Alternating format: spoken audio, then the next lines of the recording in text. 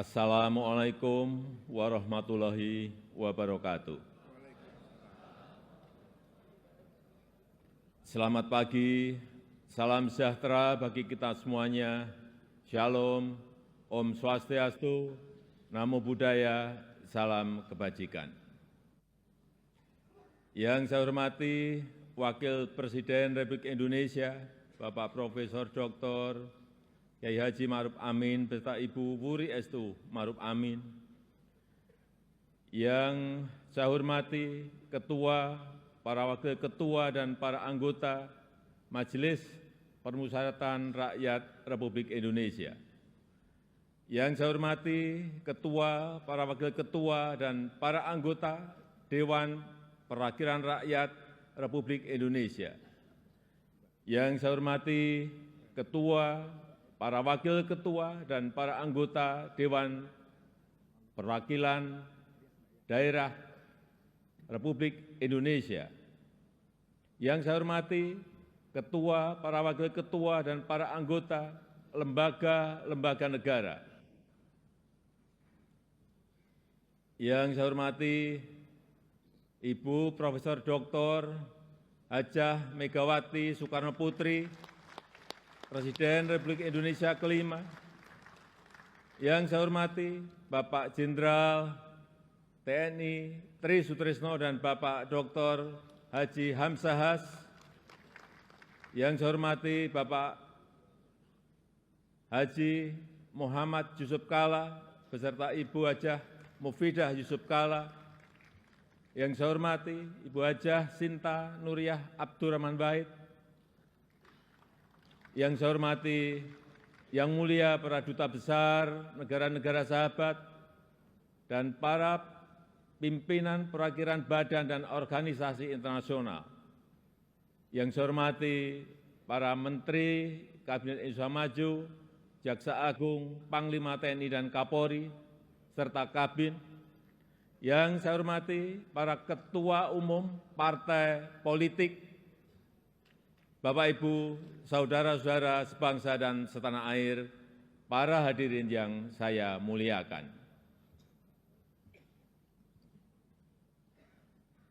Kita saat ini sudah memasuki tahun politik. Suasana sudah hangat-hangat kuku dan sedang tren ini di kalangan politisi dan parpol. Setiap ditanya capres dan cawapresnya, jawabannya belum ada arahan Pak Lurah. Saya sempat mikir, siapa ini Pak Lurah? Sedikit-sedikit kok Pak Lurah. Belakangan saya tahu yang dimaksud Pak Lurah ternyata saya.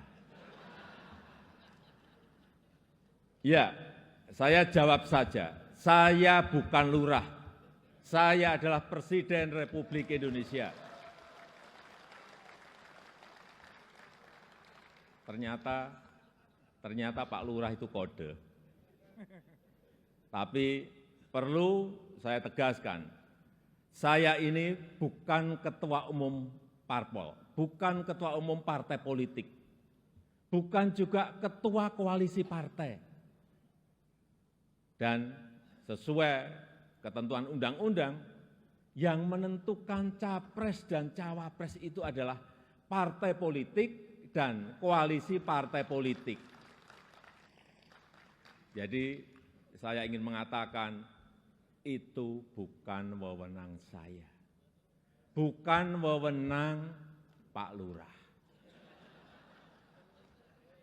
bukan wewenang Pak Lurah. Sekali lagi, walaupun saya paham ini sudah menjadi nasib seorang presiden untuk dijadikan paten-patenan dalam bahasa Jawa, dijadikan alibi, dijadikan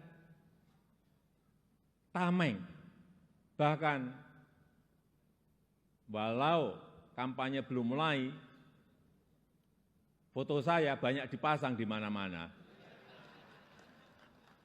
Ya, saya harus ngomong apa aja, apa adanya. Saya ke provinsi A, ada. Ke kota B, ada. Ke kabupaten C, ada juga. Sampai ke tikungan-tikungan desa saya lihat, ada juga. Tapi bukan foto saya sendirian. Ada di sebelahnya bareng capres. Ya, saya kira menurut saya juga enggak apa-apa, boleh-boleh saja. Bapak Ibu yang saya muliakan,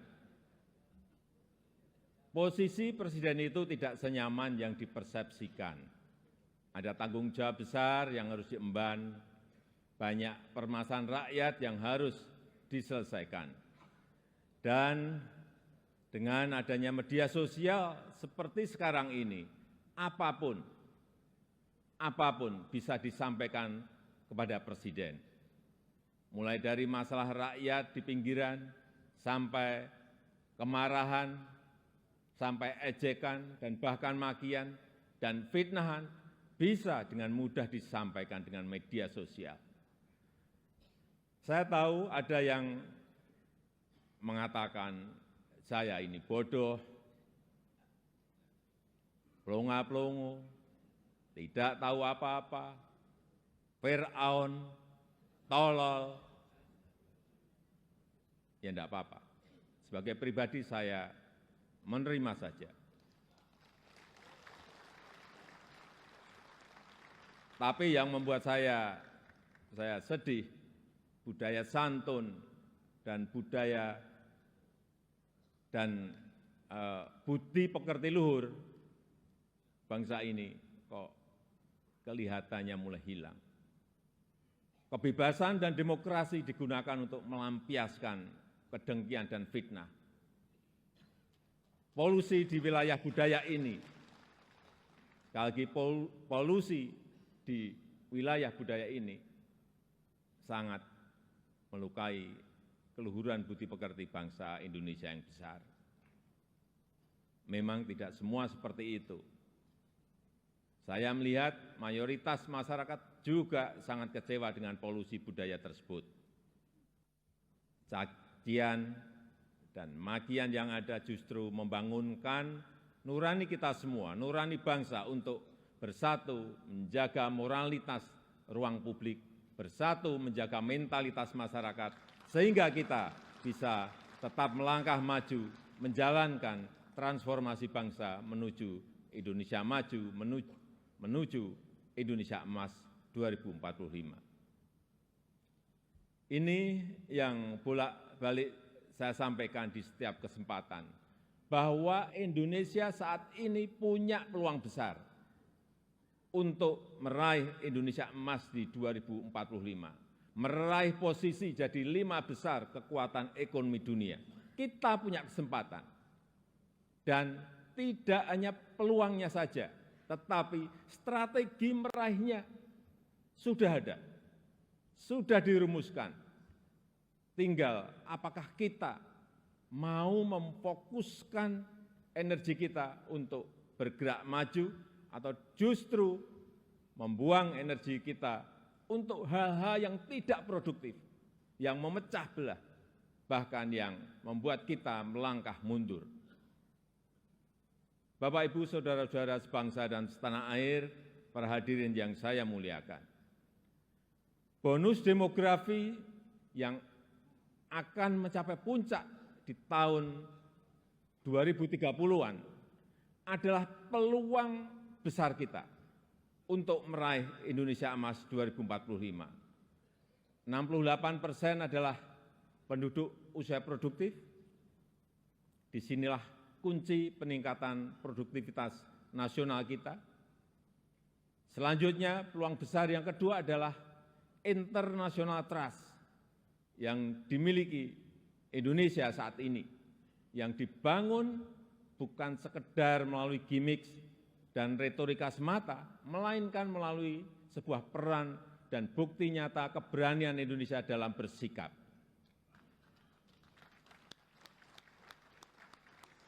Momentum presidensi Indonesia di G20, keketuaan Indonesia di ASEAN, konsistensi Indonesia dalam menjunjung HAM, kemanusiaan dan kesetaraan, serta kesuksesan Indonesia menghadapi krisis dunia 3 tahun terakhir ini telah mendongkrak dan menempatkan Indonesia kembali dalam peta percaturan dunia.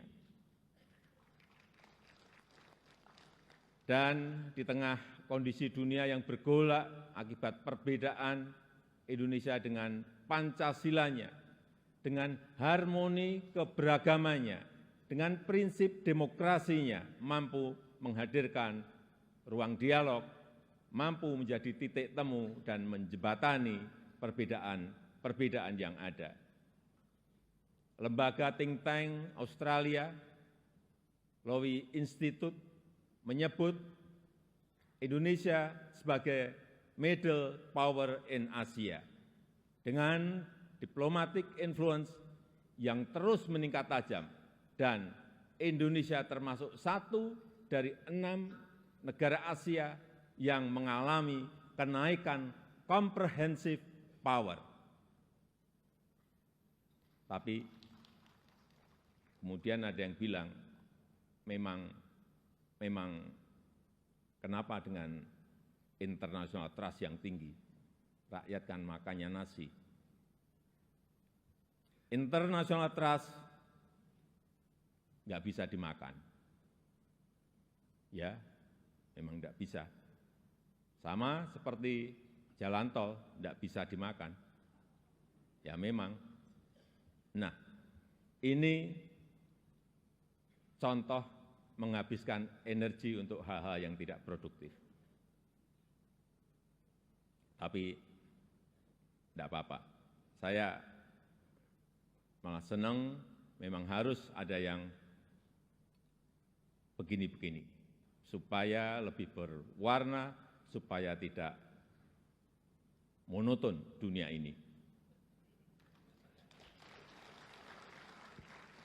Bapak Ibu yang saya muliakan, dengan international trust yang tinggi, kredibilitas kita akan lebih diakui. Kedaulatan kita akan lebih dihormati. Suara Indonesia akan lebih didengar, sehingga memudahkan kita dalam setiap bernegosiasi. Peluang tersebut harus mampu kita manfaatkan.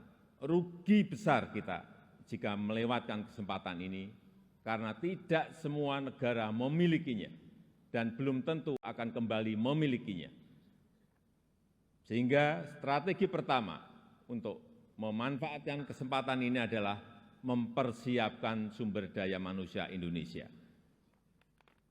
Kita telah berhasil menurunkan angka stunting menjadi 21,6% di 2022 dari angka sebelumnya 37%. Menaikkan indeks pembangunan manusia menjadi 72,9 di 2022.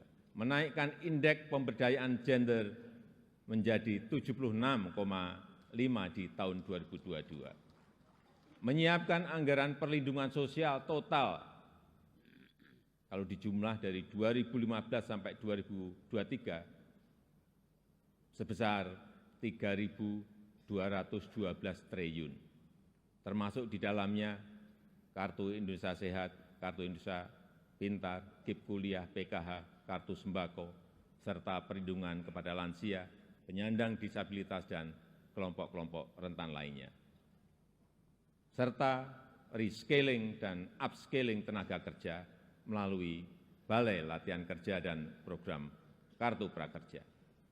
Di saat yang sama, SDM yang telah kita persiapkan harus mendapatkan lapangan kerja untuk menghasilkan produktivitas nasional. Sehingga kita juga harus mengembangkan sektor ekonomi baru yang membuka lapangan kerja sebanyak-banyaknya, yang memberikan nilai tambah sebesar-besarnya.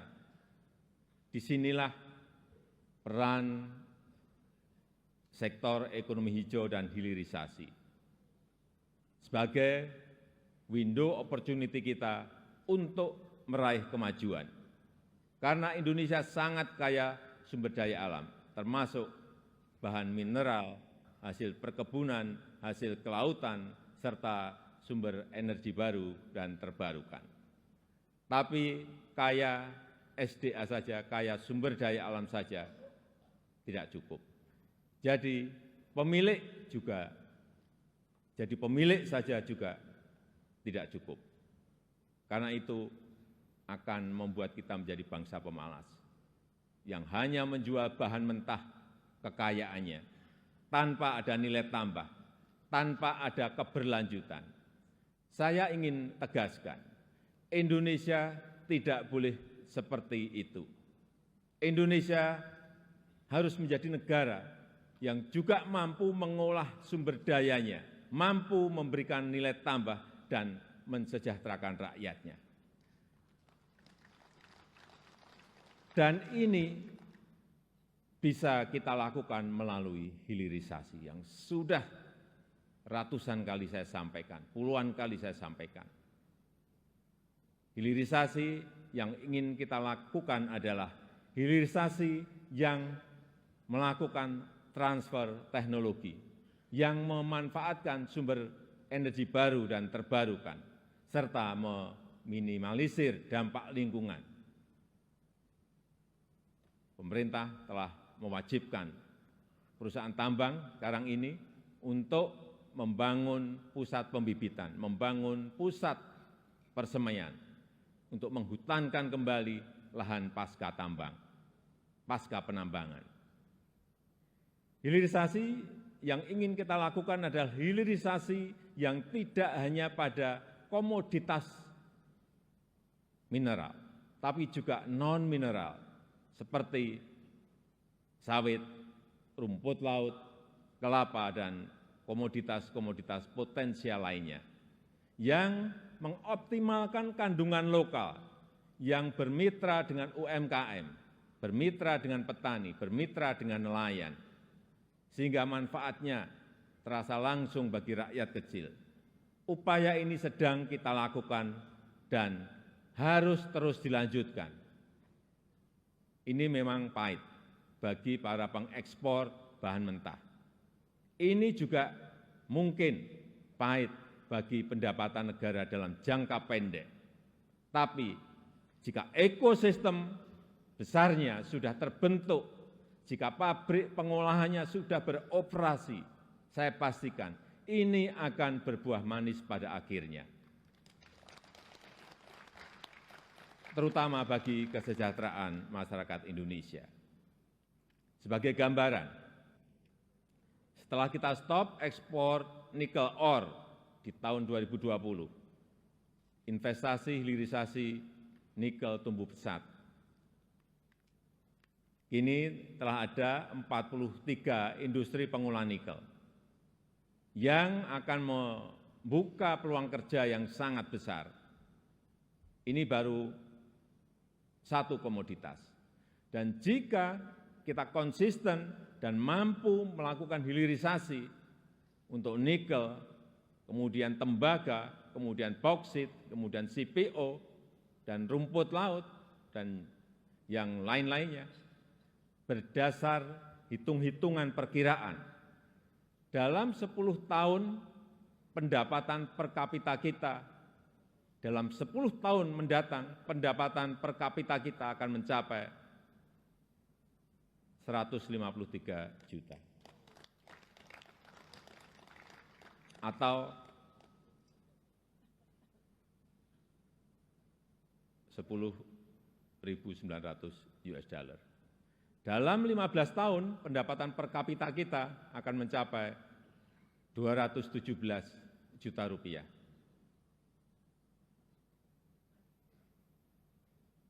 Atau kurang lebih 15.800 US dollar.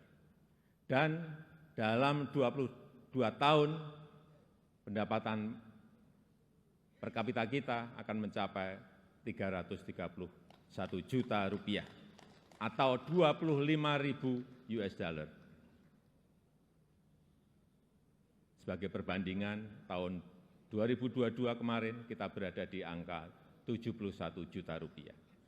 Artinya, dalam 10 tahun lompatannya bisa 2 kali lipat lebih, di mana fondasi untuk menggapai itu semua sudah kita mulai, pembangunan infrastruktur dan konektivitas yang pada akhirnya menaikkan daya saing kita. Kita tahu berdasarkan International Institute for Management Development, IMD, daya saing kita di tahun 2022 naik dari ranking 44 menjadi 34. Kenaikan ini merupakan kenaikan tertinggi di dunia. Pembangunan dari desa, pembangunan dari pinggiran dan daerah terluar yang pada akhirnya memeratakan ekonomi kita dengan dana desa yang kita gelontorkan total mencapai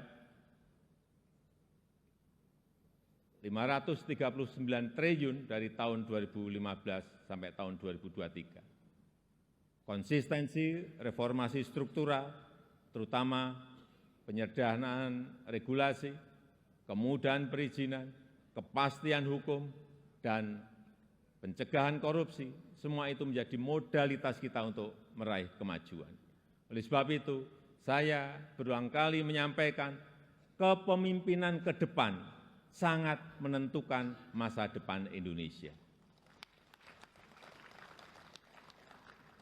Ini bukan tentang siapa yang jadi presidennya. Bukan itu. Tapi apakah sanggup atau tidak untuk bekerja sesuai dengan apa yang sudah kita mulai saat ini. Apakah berani atau tidak? Mampu konsisten atau tidak? Karena yang dibutuhkan itu adalah nafas yang panjang. Karena kita tidak sedang jalan-jalan sore, kita juga tidak sedang lari sprint. Tapi yang kita lakukan harusnya adalah lari maraton untuk mencapai Indonesia emas. Bapak Ibu yang saya muliakan, tantangan ke depan tidaklah mudah. Pilihan kebijakan akan semakin sulit, sehingga dibutuhkan keberanian, dibutuhkan kepercayaan untuk mengambil keputusan yang sulit dan keputusan yang tidak populer. Oleh sebab itu, menurut saya, pemimpin itu harus punya public trust, karena kepercayaan adalah salah satu faktor penentu bisa berjalan atau tidaknya suatu kebijakan, bisa diikuti atau tidaknya sebuah keputusan. Ini adalah modal politik dalam memimpin sebuah bangsa besar seperti Indonesia. Selain itu, seorang pemimpin juga membutuhkan dukungan dan kerjasama dari seluruh komponen bangsa. Oleh sebab itu, saya ingin mengucapkan terima kasih kepada pimpinan lembaga tinggi negara, para ulama, para tokoh agama, para tokoh masyarakat, dan para pemimpin adat, kepada guru, budayawan, tenaga kesehatan, dan awak media, kepada partai politik, politisi, aparat pemerintah, dan TNI Polri, serta kepada seluruh lapisan masyarakat yang telah memberikan dukungan selama ini.